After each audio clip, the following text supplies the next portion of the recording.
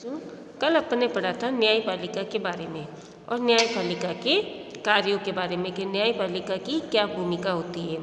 अब इसी में अपन आगे पढ़ेंगे कानून की रक्षा और मौलिक अधिकारों का क्रियान्वयन। अगर देश के किसी भी नागरिक को ऐसा लगता है कि उसके मौलिक अधिकारों का उल्लंघन हुआ है तो वह सर्वोच्च न्यायालय या उच्च न्यायालय में जा सकता है। उदाहरण के लिए अब अगर हमें लगता है कि हमारे अधिकारों का हनन हो रहा है या सरकार हमारे जो कानून बने हुए हैं लेकिन उन कानूनों का उल्लंघन कर रही है तो हम उसके विपरीत अदालत में जाकर शिकायत कर सकते हैं। उदाहरण के लिए कक्षा 7 की किताब में आपने हकीम शेख के बारे में पढ़ा था जो खेतिहर थे। वे चलती हुई ट्रेन से गिरकर घायल हो गए थे। जब कई अस्पतालों ने उनका इलाज करने से इनकार कर दिया तो उनकी हालत काफ़ी खराब हो गई थी। इसी मामले की सुनवाई के बाद सर्वोच्च न्यायालय ने यह फैसला दिया था कि संविधान के अनुच्छेद 21 में प्रत्येक नागरिक को जीवन का मौलिक अधिकार दिया गया है और इससे स्वास्थ्य का अधिकार भी शामिल है। फलस्वरूप न्यायालय ने पश्चिम बंगाल सरकार को आदेश दिया कि वह अस्पतालों की लापरवाही के कारण हकीम शेख को जो नुकसान हुआ है उसका मुआवजा दे, क्योंकि उसके हॉस्पिटल में अब सरकारी हॉस्पिटल में इलाज करवाना हमारा अधिकार है क्योंकि हम टैक्स देते हैं, है ना। और वहाँ हॉस्पिटल में उसका इलाज भी नहीं किया जा रहा जिससे उसकी हालत और गंभीर हो गई। तो उसने शिकायत की और शिकायत करने के कारण सरकार ने उन्हें हॉस्पिटल वालों को ये आदेश दिया कि अगर उसे वापस उसका मुआवजा दिया जाए। तो सरकार को यह आदेश भी दिया गया कि वह प्राथमिक स्वास्थ्य व्यवस्था की रूपरेखा तैयार करे और उसमें आपात स्थितियों में रोगियों का इलाज पर विशेष ध्यान दिया जाए। और इस तरीके से अस्पताल में भी सारी व्यवस्था की जाए कि अगर कोई अचानक आता है तो इमरजेंसी में भी मरीज का इलाज किए जाने की व्यवस्था की जाए। अब है स्वतंत्र न्यायपालिका क्या होती है। अगर न्यायपालिका स्वतंत्र होगी तभी तो वह सही डिसीजन ले सकेगी। तो इसमें पढ़ते हैं, कल्पना कीजिए कि ताकतवर नेता ने आपके परिवार की ज़मीन पर कब्जा कर लिया है। आप एक ऐसी व्यवस्था में रहते हैं जहां नेता किसी न्यायाधीश को उसके पद से हटा सकते हैं या उसका तबादला कर सकते हैं।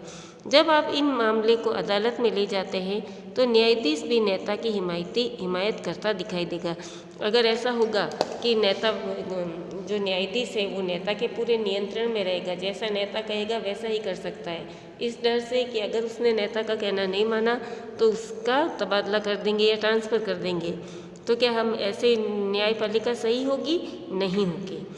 तो इसीलिए स्वतंत्र न्यायपालिका का होना बहुत ही आवश्यक है।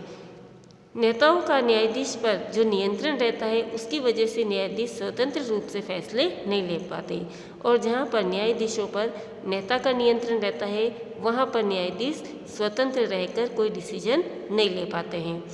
स्वतंत्रता का यह अभाव न्यायाधीश को इस बात के लिए मजबूर कर देगा कि वह हमेशा नेता के ही पक्ष में फैसला सुनाए और अगर नेताओं का कोर्ट अदालत या न्यायालय पर अगर कंट्रोल रहेगा तो कभी भी न्यायाधीश स्वतंत्र रहकर सही डिसीजन नहीं दे पाएगा।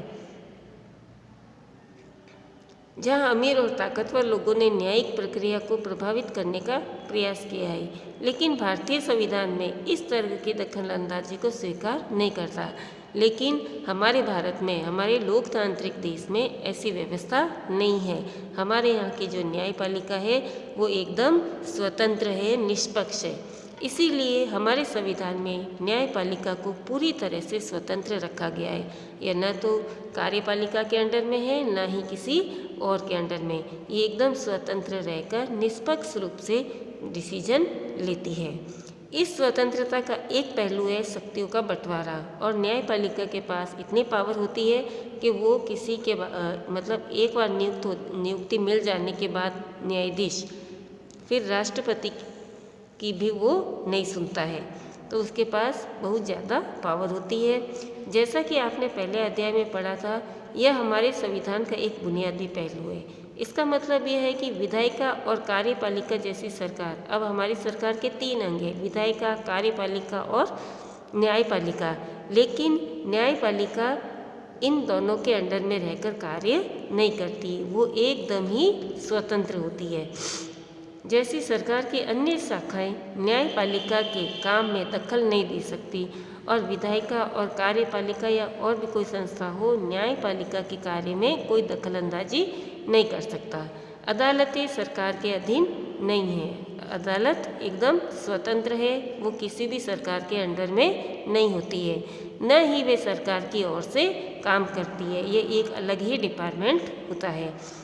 शक्तियों के इस बंटवारे को दुरुस्त रखने के लिए यह महत्वपूर्ण है कि उच्च न्यायालय और सर्वोच्च न्यायालय के सभी न्यायाधीशों की नियुक्ति में सरकार की अन्य शाखाओं का कोई दखल न हो। इसीलिए एक बार नियुक्त हो जाने के बाद किसी न्यायाधीश को हटाना बहुत ही मुश्किल हो जाता है। हमारे भारत की न्यायपालिका सबसे स्वतंत्र है। इसमें एक बार अगर न्यायाधीश की नियुक्ति हो जाती है, न्यायाधीशों की नियुक्ति राष्ट्रपति द्वारा की जाती है, लेकिन एक बार अगर न्यायाधीश की नियुक्ति हो जाती है तो राष्ट्रपति उसे उसके पद से हटा नहीं सकता है। और न्यायपालिका ये विधायिका और कार्यपालिका से स्वतंत्र है और स्वतंत्र रहकर ही वह सही डिसीजन ले सकती है। इसीलिए हमारे देश की न्यायपालिका एकदम स्वतंत्र है। न्यायपालिका की यह स्वतंत्रता अदालतों को भी भारी ताकत देती है। अगर वो स्वतंत्र होगी तभी तो, नहीं तो कोई नेता है, नेता ने अगर कोई क्राइम कर दिया है तो वो उस नेता के फेवर में डिसीजन ले सकती है, लेकिन ऐसा नहीं है। इसके आधार पर वे विधायिका और कार्यपालिका द्वारा शक्तियों के दुरुपयोग को रोक सकती है। अगर विधायिका और कार्यपालिका में अगर कोई कानून सही बन रहा है, नहीं बन रहा है, लागू हो रहा है, नहीं हो रहा है, तो न्यायपालिका उसे रोक सकती है। न्यायपालिका देश के नागरिकों के मौलिक अधिकारों की रक्षा में भी अहम भूमिका निभाती है, क्योंकि अगर किसी को लगता है कि उसके अधिकारों का उल्लंघन हो रहा है तो वह अदालत में जाकर उसकी शिकायत कर सकता है। तो हमारे देश की न्यायपालिका एकदम स्वतंत्र है, वो किसी के नियंत्रण में नहीं है और एकदम सही और निष्पक्ष डिसीजन लेती है। ठीक है बच्चों, इसके आगे हम कल पढ़ेंगे। धन्यवाद।